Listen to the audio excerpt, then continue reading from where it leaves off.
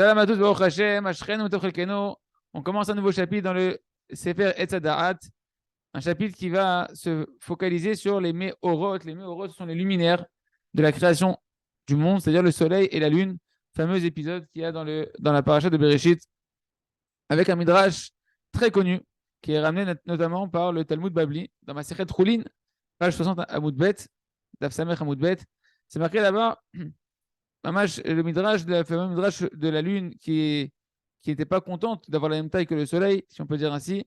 Et sur ce midrash-là, dans les séries Magdoshim, on voit qu'il y a beaucoup de choses qui ont été écrites dessus, et c'est un des midrashim les plus profonds qui existent, qui renferme dedans mamash des secrets extraordinaires sur la réalité en général du monde. Et bien évidemment, il y aura des messages individuels qui vont nous concerner à nous, à chacun d'entre nous, dans ce midrash qu'on va étudier en profondeur ensemble, Bezat Hashem et Dvarach. Donc voilà les paroles du Talmud, Ken, avec l'explication en traduisant ce qui est marqué directement là-bas. Rabbi Shimon ben Pazi, il a posé la question. Il y a un verset dans la Torah qui nous dit Vayas Elokim et Shne Ameorot Agdolim. Dieu, il a fait deux grands luminaires à la création du monde pour éclairer le monde. D'accord? Donc quand on dit deux grands luminaires, ça veut dire, le sens, c'est ils avaient la même taille, la même grandeur, la même taille. Deuxième verset qui vient, qui nous dit Et Amaor Agadol le Meshet Ayom, et Amaor Katan le Meshet Alayla. Le grand luminaire qui va régner le jour, et le petit luminaire qui va régner la nuit. Qu'est-ce qu'on apprend de là? On voit d'ici que d'un coup, il y en a un qui a été créé plus grand que l'autre. Un, il est grand, l'autre, il est petit. Et l'autre, il est petit. Comment tu fais concorder ces deux versets? Un, il dit les deux grands luminaires. Un autre, il dit un grand et un petit. Okay. En réalité, le Midrash nous dit au début, ils ont été créés de la même taille, la lune et le soleil. Ils avaient la même grandeur. Et voilà que la lune, elle est venue devant Kadosh Baruch Hu. Et elle a dit, maître du monde, est-ce que c'est possible que deux rois vont utiliser la même couronne, une seule couronne pour deux rois, dans la même grandeur? Est-ce que c'est possible une chose pareille, que moi et le soleil, on soit égaux? N'est-ce pas que deux rois, ils ne peuvent pas régner en même temps? Ils ne peuvent pas avoir le même règne. Kadosh Baruch Hu, il dit, effectivement, vu que tu as dit quelque chose qui est juste, va et diminue ta taille, rétrécis-toi. Et voilà que la lune, elle a dit devant Kadosh Baruch Hu, Ribono Shel Olam, maître du monde, parce que je dis quelque chose de juste devant toi, de correct, tu me demandes de me réduire à moi. Tu dis quelque chose de vrai. Tu reconnais que c'est vrai, c'est moi qui dois réduire ma taille. Kadosh Baruch Hu, il dit, c'est vrai, tu as raison. Alors je vais te donner à toi de régner et le jour et la nuit. Parce que la lune, on sait qu'on la voit la nuit essentiellement, mais on peut aussi la voir le jour.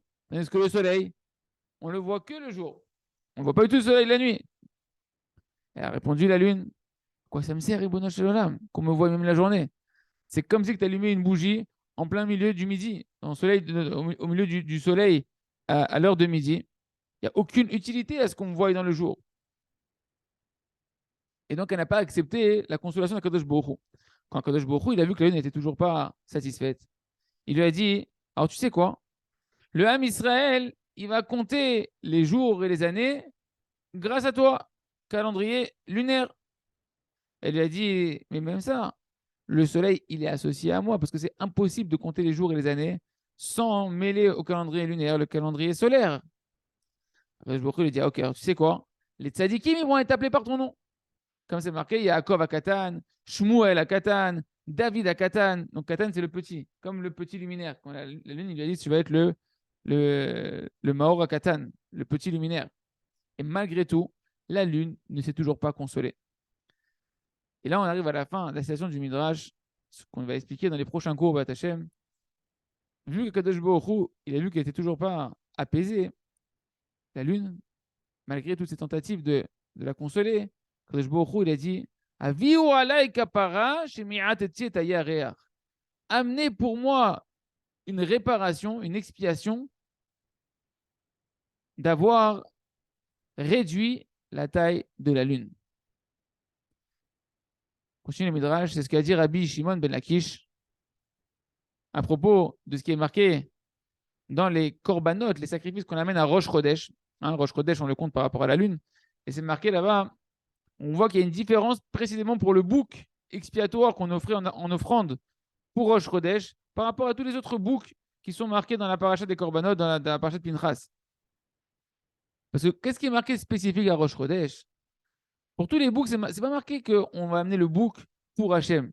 Tandis que pour le bouc de Rosh Chodesh, c'est marqué Us'ir izim echad lechatat l'Hachem. Et on va amener un bouc en expiation pour Hachem.